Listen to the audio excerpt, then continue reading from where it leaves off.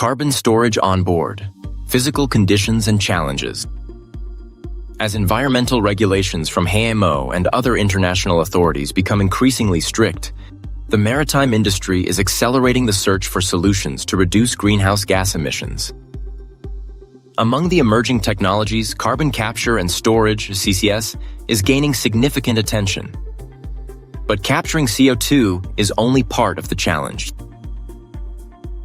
Once captured, how can CO2 actually be stored on board? To understand this, it is essential to analyze the pressure-temperature behavior of carbon dioxide. CO2 can technically be stored in gaseous form through compression.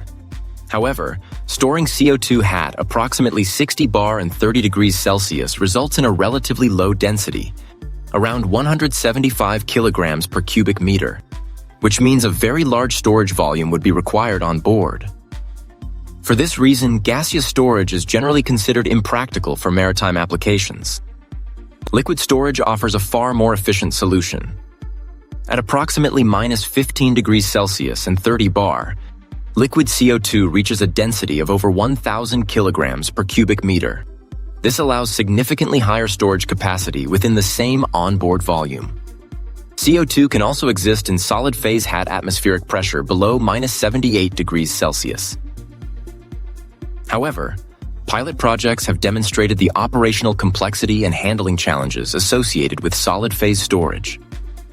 As a result, onboard CCS systems typically store captured CO2 in liquid phase.